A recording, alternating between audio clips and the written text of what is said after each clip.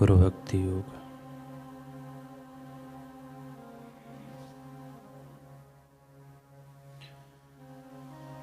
जो अपने गुरु के चरणों की पूजा निरपेक्ष भक्ति भाव पूर्वक करता है, उसे गुरु कृपा सीधी प्राप्त होती है।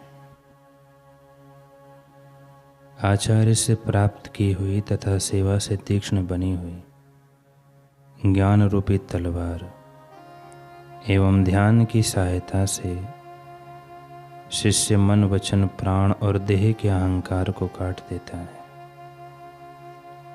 तथा सब राग द्वेष से मुक्त होकर इस संसार में स्वेच्छा पूर्वक विहार करता है।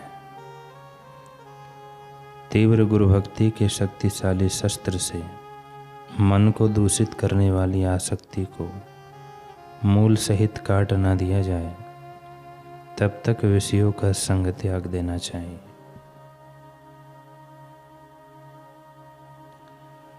गुरु का आश्रय लेकर जो योग का अभ्यास करता है, वह विविध अवरोधों से पीछे नहीं हटता। किसी भी फल की आशा से रहित होकर जो गुरु सेवा और गुरु पूजा में लगा रहता है, वह उल्टे मार्ग में नहीं जाएगा। उसे सेवा पूजा का लाभ अवश्य प्राप्त होगा। शिष्य अगर अपने आचार्य की आज्ञा का पालन नहीं करता तो उसकी साधना व्यर्थ है।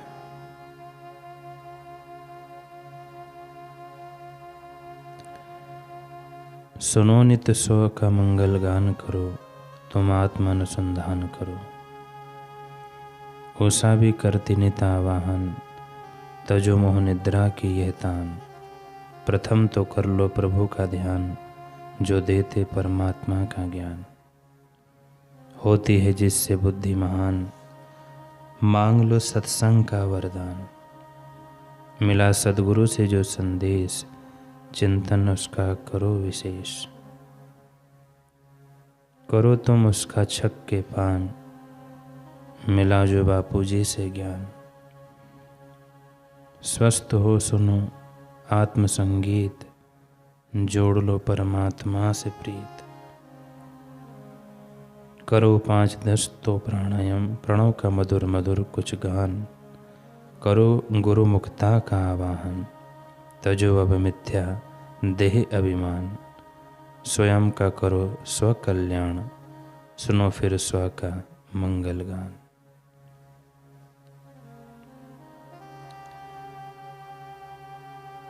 एक गुरु थे, उनके सामने एक पीतल का लोटा आया।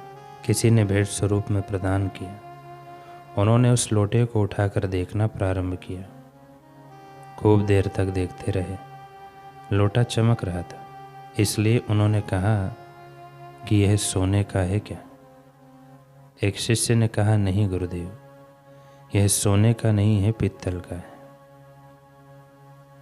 दूसरे शिष्य ने कहा कि गुरुदेव, आपकी नज़र से यह सोने का दिखता है, तो सोने का ही होगा। लेकिन हमारी दुनियावी नज़र से यह पीतल का दिखता है। तीसरे शिष्य ने कहा, महाराज, यह बिल्कुल सोने का ही है।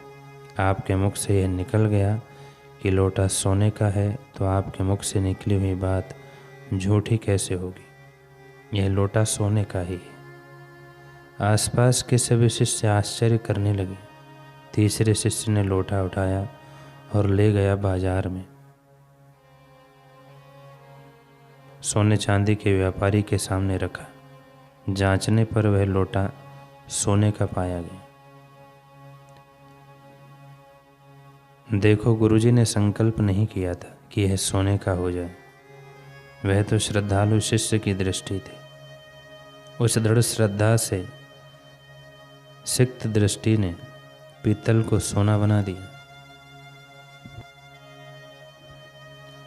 श्रद्धा में बड़ी शक्ति होती है।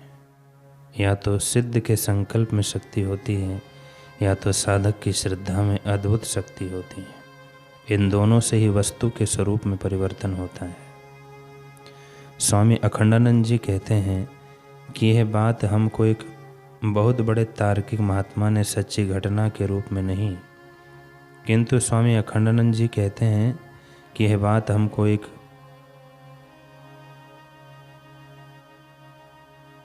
श्रद्धा के तारतम्य को समझने के लिए बताई गई। उन्होंने बताया था कि शिष्य की श्रद्धा कैसी होनी चाहिए और उस श्रद्धा का स्वरूप क्या है। शर्त शर्त को धारण करना, वेदांत के वचन को, गुरु के वचन को सत्य के रूप में धारण करना कि यही बिल्कुल सत्य है जो गुरु जी ने कहा है, जो शास्त्र ने कहा है। उसमें यदि मन में दुविधा आए तो उसे अंतःकरण की अशुद्धि समझना चाहिए। गुरु ने जो कह दिया उसे सत्य स्वरूप में धारण करना। इसलिए उपनिषद में आता है कि श्रद्धा स्वतः साम्य श्रद्धा स्वतः।